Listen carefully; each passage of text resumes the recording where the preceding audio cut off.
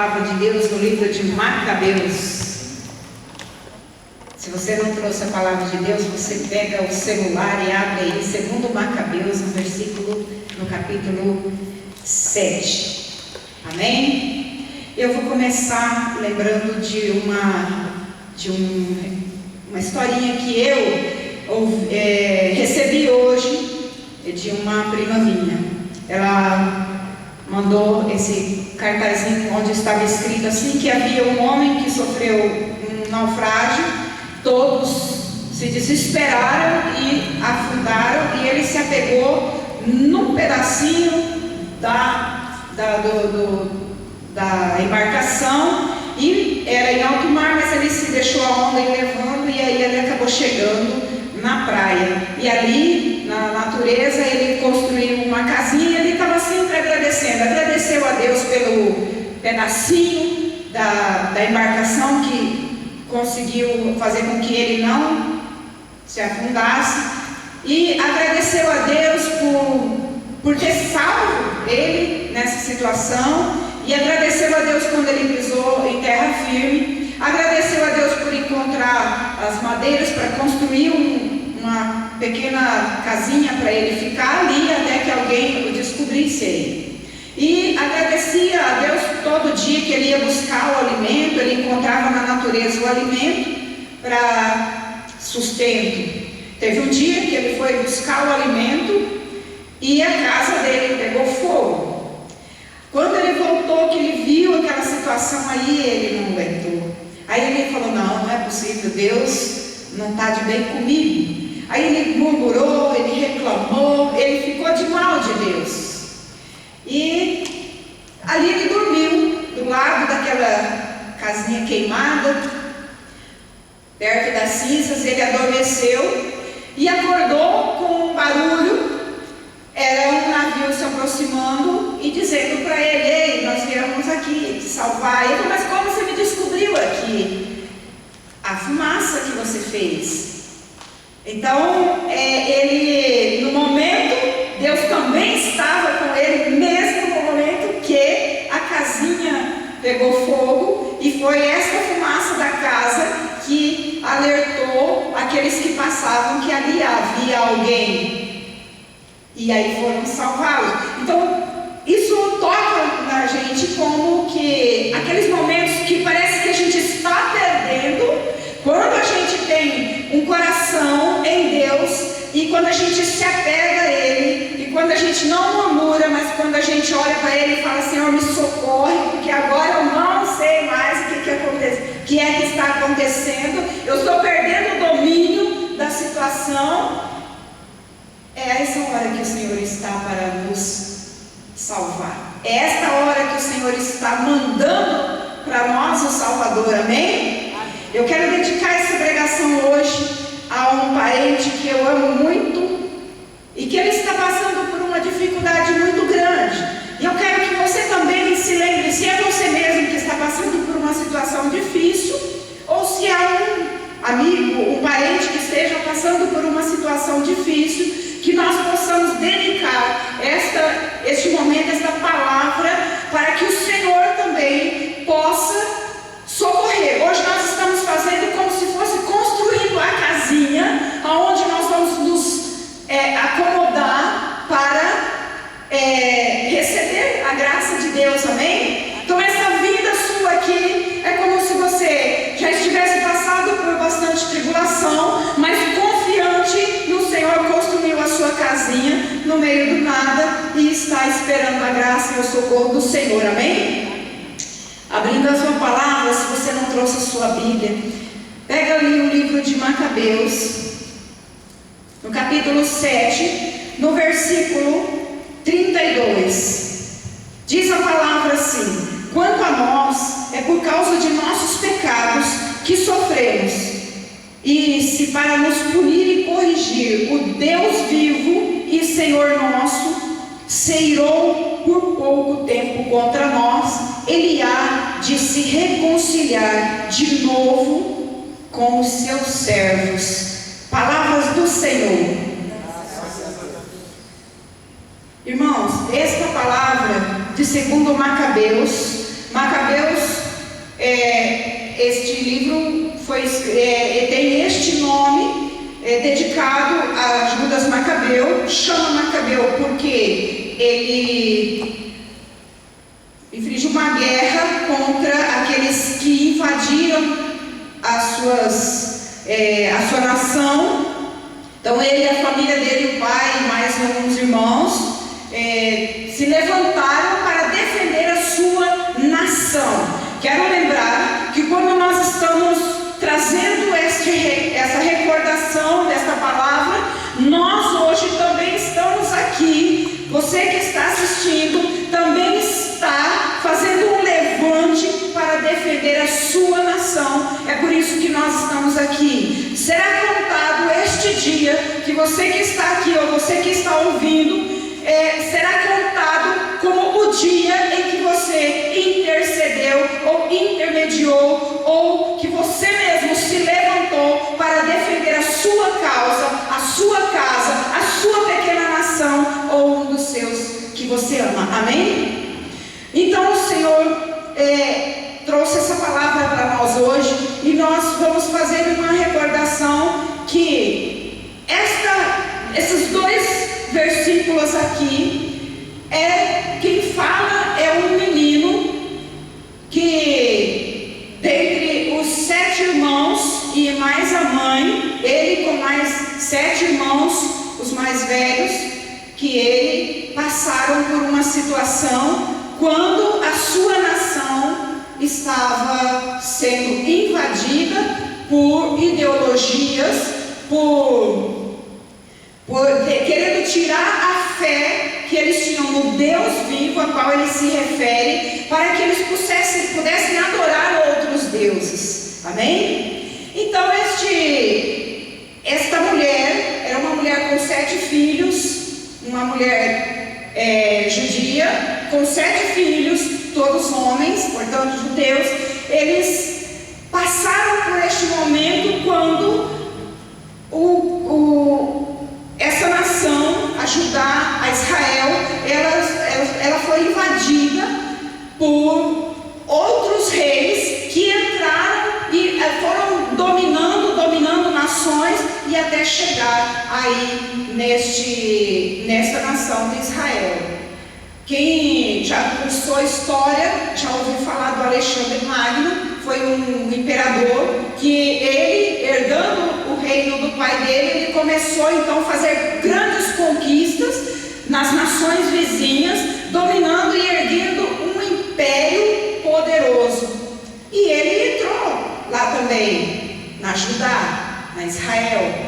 E ali, só que ele era chamado, ali considerado, até a leitura que eu faço, o rei bonzinho, o dominador bonzinho, que deixou com que os judeus continuassem a frequentar o templo, deixou com que os judeus continuassem a fazer sacrifício ao Deus vivo, continuou deixando que os judeus praticassem a circuncisão e assim levar a vida tranquilamente. Só que um dia este homem ficou doente e ele não tinha herdeiros, então ele teve que passar, ele viu que ia morrer, ele passou para os generais dele, então o seu reino dividiu ali, se não me engano, em 4, e aí foram crescendo, dominando, mantendo o domínio.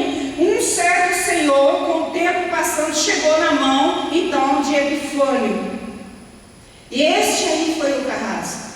Este aí então, o Alexandre já tinha colocado ali, eu já até preguei aqui, que ele trouxe outras culturas, sobretudo a cultura grega, para dentro de Israel. Ali ele trouxe, construiu quadras de esportes, incentivando os jovens, bibliotecas, incentivando também a leitura, ao crescimento pessoal. Só que daí, diz o padre Jonas, que essa questão da prática do esporte levou e incitou aos jovens a cultura do corpo. Quando eles iam, segundo o padre Jonas, que ele também deve ter feito seus estudos, quando eles iam fazer um jogo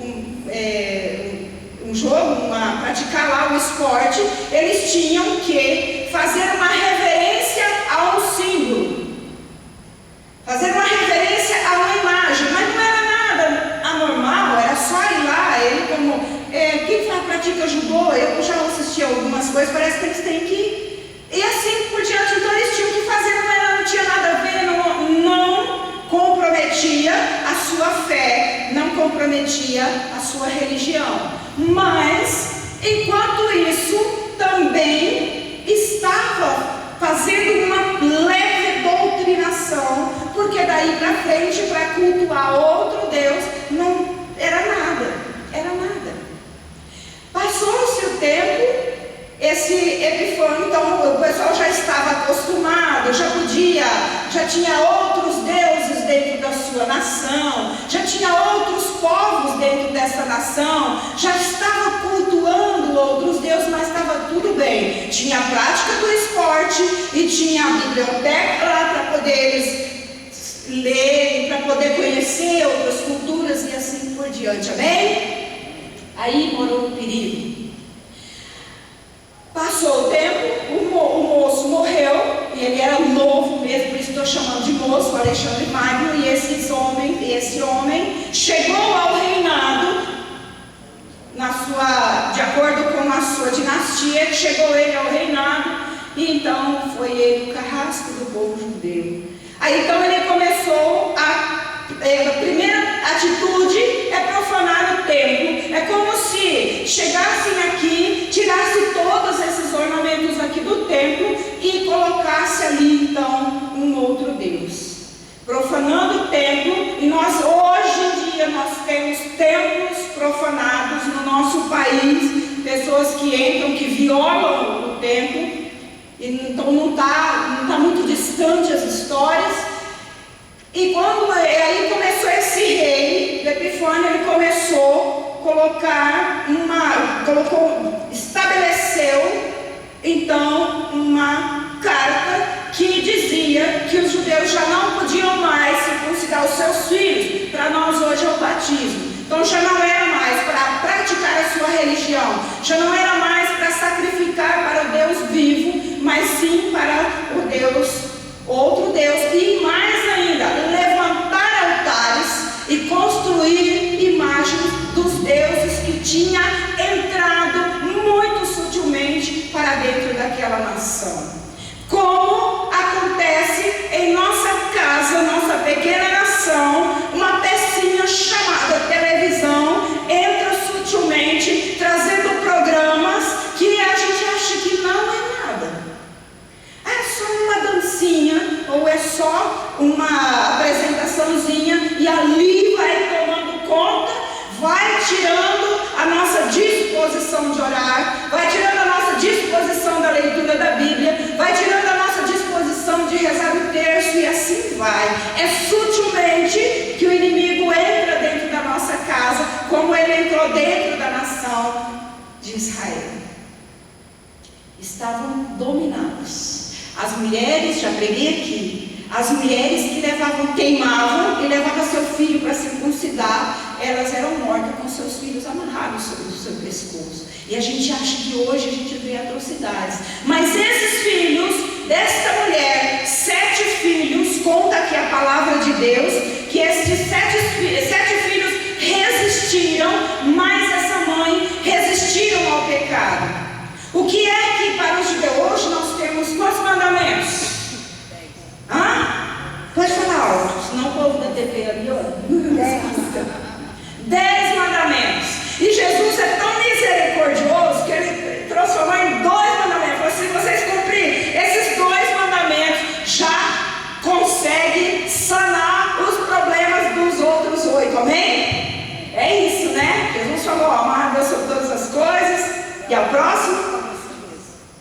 Olha como Deus é bom, né? Como Deus manda um navio porque vê o sinal de fumaça em nós, amém? Então uma das situações que os judeus não praticavam era comer a carne de porco, considerada impura. O rei então chamou esses 7 mais a mãe e insistiu para que eles comessem a carne de porcos. Meus irmãos, eu quero colocar aqui que eu penso, eu creio, eu vejo nesta palavra que quando cita que esta atitude de comer a carne de porco para transgredir a lei, traz para nós que muitos de nós somos pegos transgredindo a lei pelo estômago, pelo nosso corpo, para saciar o nosso corpo. Nós somos pegos. Então eu creio que Deus deixa essa palavra assim, que é Ele mostrando essa transgressão, para que nós possamos lembrar que muitas vezes nós, no desejo de estar até na vida moderna, nós transgredimos a lei de Deus, os 10 mandamentos, ou até somente os 2, através do nosso corpo. Lembrando, em Romanos, você pode pegar lá se você está com a palavra de Deus. Em Romanos, o apóstolo Paulo nos lembra que ele diz assim: não reine, pois, o pecado em vosso corpo mortal, de modo que obedeçais os seus apetites. Vamos pensar, eles poderiam estar com fome. Aqueles que não cumpriam o que o rei falava, eles eram mortos. E o que aconteceu com esses? Aí você pode voltar a sua Bíblia lá, ainda de novo no Macabeus. Esses 7, o primeiro, quando ele houve a proposta, vocês vão comer esta carne, ou seja, vocês vão transgredir a lei de vocês e vão cumprir a partir de agora a lei que eu determino, que o rei determina.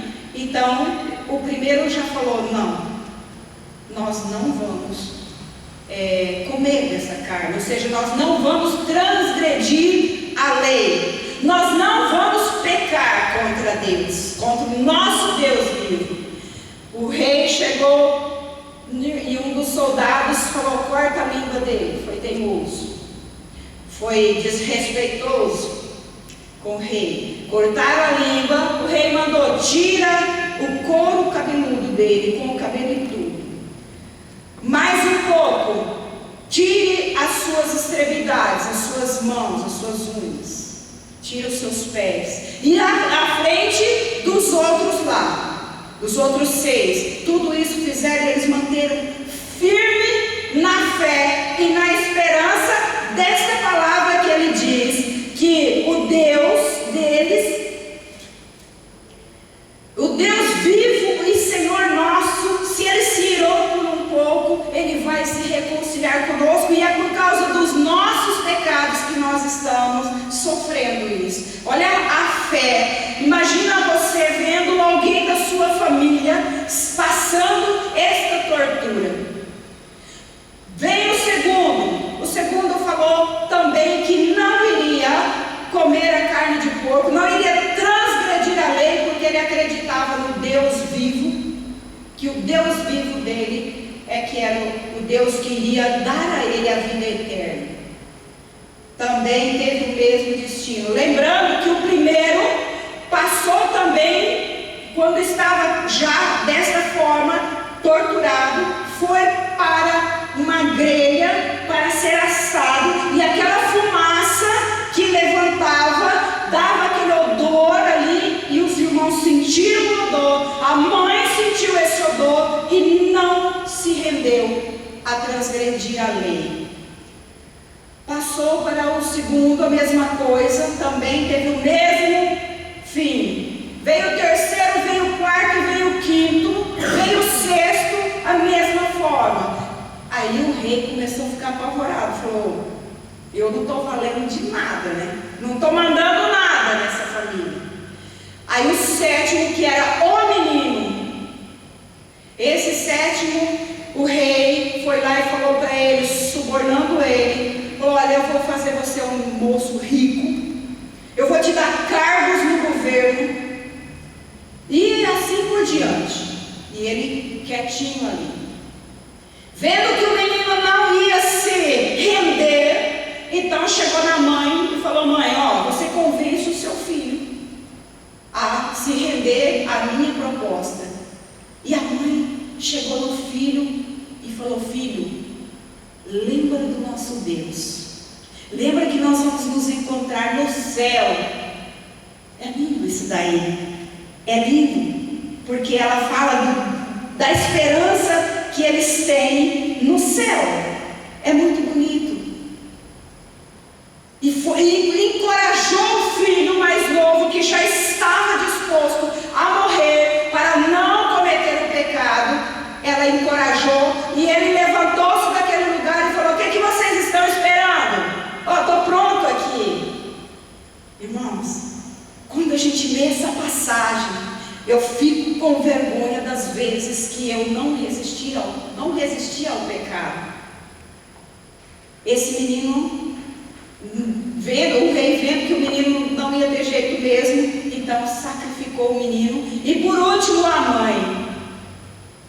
O Senhor nos traz essa história para que nós possamos nos lembrar que Ele é o nosso Deus.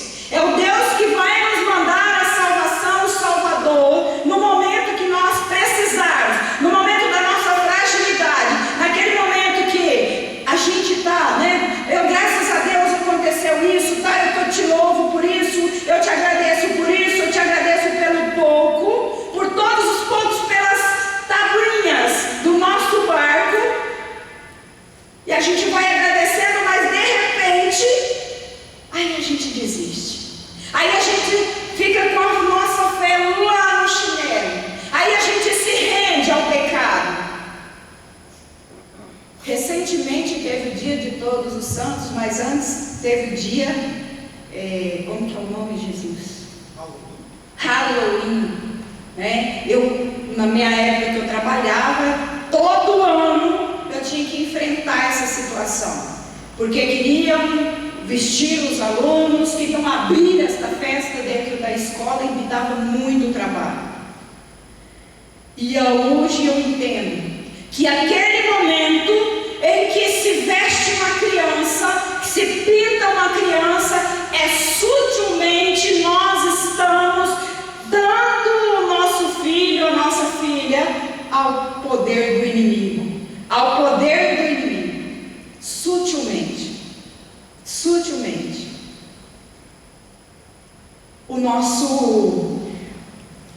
O evangelista João, vai lá no João 3,8, vê o que ele diz para nós. João, aquele que escreveu também o Evangelho, ele diz assim: aquele que peca, todo aquele, lá no 3, versículo 4, diz assim: todo aquele que peca transgride a lei, porque o pecado é a transgressão da lei. Também ele diz lá no versículo 8: aquele que peca é do demônio, porque o demônio peca desde o princípio. Olha quanta advertência o Senhor nos dá hoje. E o próprio Jesus nos diz aqui: conhecereis a verdade.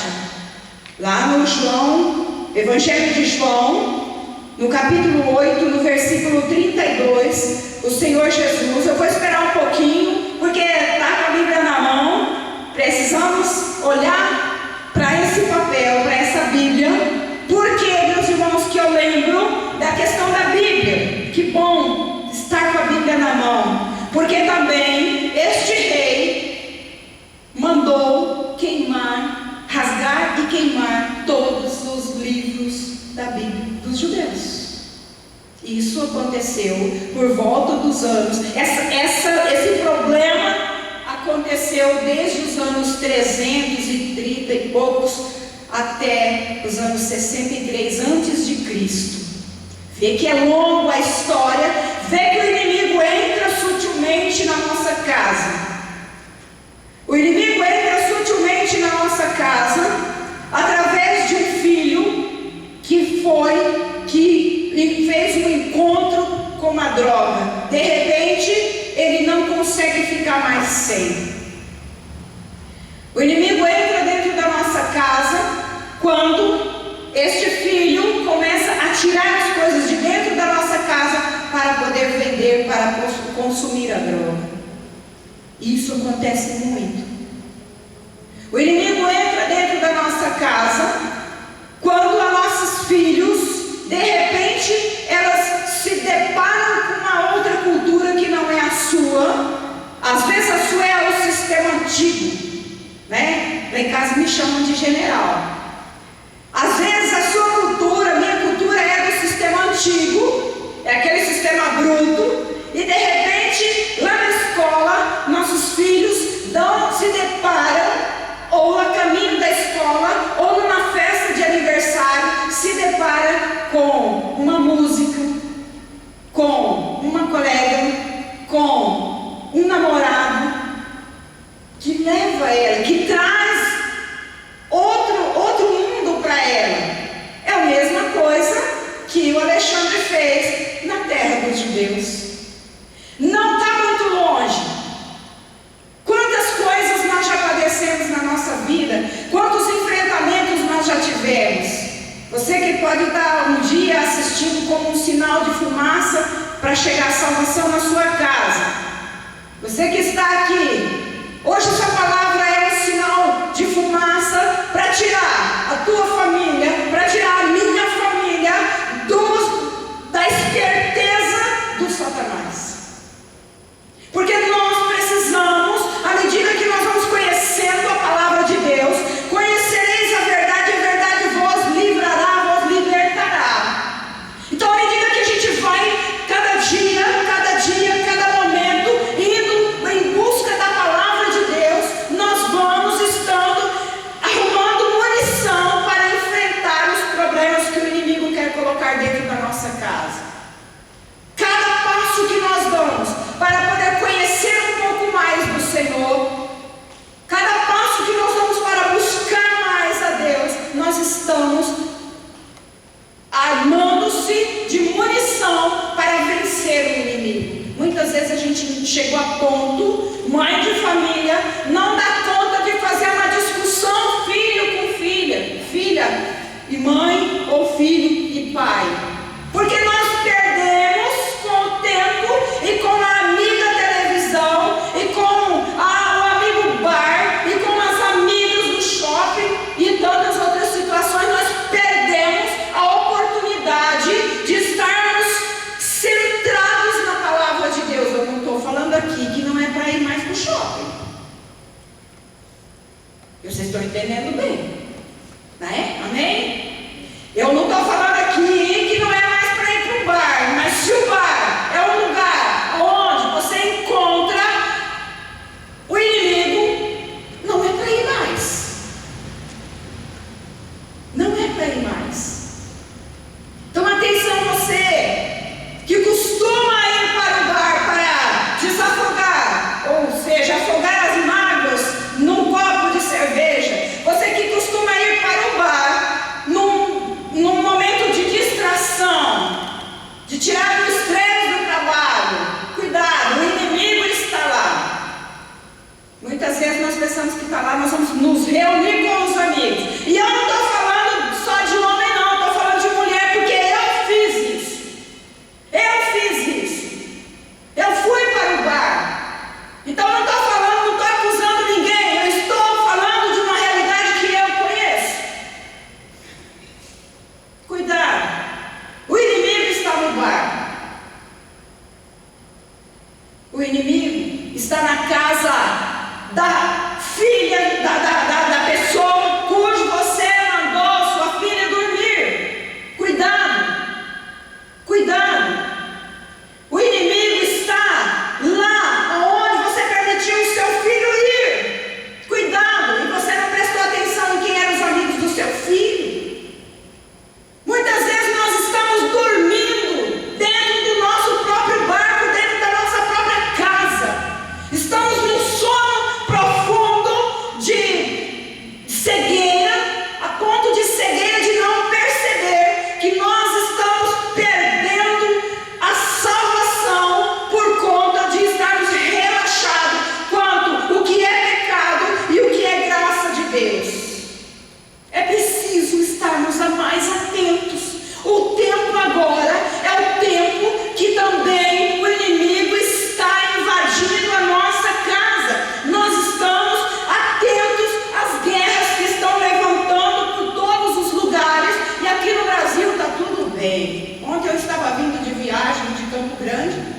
E a gente comentando assim, e a minha sobrinha falou assim, tia, parece que a gente está até lendo um livro, parece uma coisa que a gente está assistindo, porque